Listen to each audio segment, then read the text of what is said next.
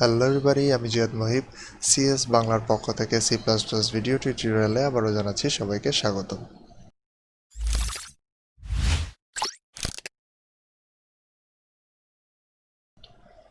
আজকের এই টিউটোরিয়ালে আপনারা যেটা শিখতে পারবেন তা হচ্ছে ফাংশন ওভারলোডিং। এই ফাংশন ওভারলোডিং মূলত আধুনিক প্রোগ্রামিং ল্যাঙ্গুয়েজগুলোর একটি অন্যতম ব্যবস্থা। এর ফলে একাধিক ফাংশনে সেম নেমের প্যারামিটার দেওয়া সম্ভব।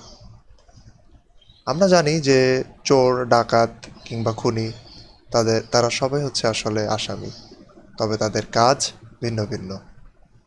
সো এক্ষেত্রেও আমাদের সেম নামের প্যারামিটারই যদি আমরা ভিন্ন ভিন্ন কাজে প্রেরণ করি তাহলে হচ্ছে সেটি হবে আমাদের জন্য ফাংশন ওভারলোডিং। সো এই কাজটি কিভাবে করতে হয় চলুন আমরা একটু দেখে নেই।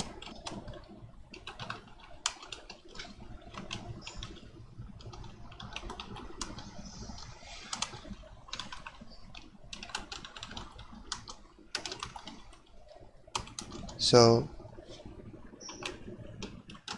আমি এখানে বেসিক ফরম্যাট তৈরি করে নিয়েছি। এর পূর্বে আগে আমি দুটি ফাংশন তৈরি করে নেই। একটি ফাংশন মনে করেন আমি তৈরি করলাম হচ্ছে ইন্ট প্লাস ইন্ট নামে, যার মাধ্যমে আমি ইন্টিজার ভেরিয়েবল ইউজ করব, তো ইন্টিজার প্যারামিটার ইউজ করব ইন্ট এক্স এবং হচ্ছে ইন্ট ওয়াই, এবং তাদের মধ্যে যোগ করে সেটি রিটার্ন করব। এবং ঠিক একইভাবে আরেকটি ফাংশন তৈরি করব, বাট এখান থেকে রিটার্ন করব ডাবল। সো প্লাস ডাবল নামের ফাংশন দিলাম। এক্ষেত্রেও আমি প্যারামিটার দিব সেম, জাস্ট আমার ভেরিয়েবল যেই টাইপটা সেটাই থাকবে আলাদা। সো আমার এখানে দেখতে পাচ্ছেন আমি এক্স ওয়াই যেই প্যারামিটার সেক্ষেত্রে আমি প্লাস ইন্টেও আমি ইউজ করেছি এবং ডাবলের ক্ষেত্রেও আমি ইউজ করেছি, অর্থাৎ নাম সেম বাট পারপাস ভিন্ন।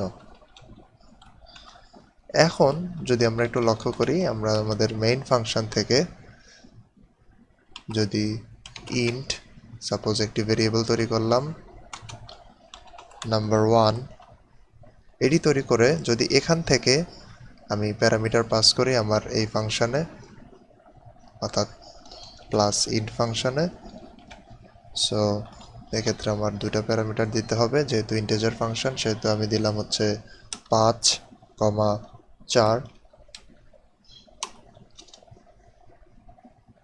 তখন এখানে যদি আমরা একটু সি আউটটা দেখি, নাম্বার 1, ঠিক একইভাবে যদি এবার হচ্ছে ডাবল একটি ভেরিয়েবল তৈরি করি যেটি হচ্ছে নাম্বার 2 নাম দেই, এবং এক্ষেত্রে রিটার্ন হবে প্লাস ডাবল ফাংশনের থেকে আসা ভ্যালুটি, এবং আমি এখানে ভ্যালু দিলাম সাপোজ 4.3 এবং ভ্যালু দিলাম সাপোজ 5.7। সো এখান থেকে যদি আমি সি আউট দেই এই নাম্বার 2কে, সো আমরা যদি এখন এটা একটু রান দেই তাহলে আপনারা দেখবেন, আচ্ছা এখানে আমাকে একটি এরর দেখাচ্ছে, আমি এখানে সেমিকলন দেইনি। আচ্ছা এখানে আমি একটু এন্ডেল ইউজ করি, সো আপনাদের একটু বুঝতে সুবিধা হবে।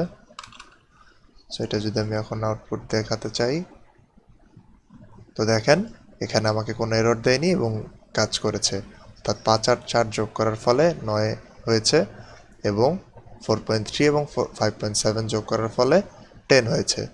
অর্থাৎ আমার এখানে দুটি ফাংশনই যথাযথভাবে কাজ করছে এবং কোনো এরর দেখাচ্ছে না, যদিও আমার ভেরিয়েবল নেম সেম, ভেরিয়েবল মানে হচ্ছে প্যারামিটার নেম সেম, অর্থাৎ প্যারামিটার নেম সেম থাকা সত্ত্বেও আমাদের কাজ পুরোপুরি ফিল আপ হবে এই ফাংশন ওভারলোডিং দ্বারা। সো এটি ছিল ফাংশন ওভারলোডিং নিয়ে ভিডিও। ধন্যবাদ সিএস বাংলার সাথে থাকার জন্য। আশা করি দেখা হবে পরবর্তী ভিডিও টিউটোরিয়ালে। Thank you very much.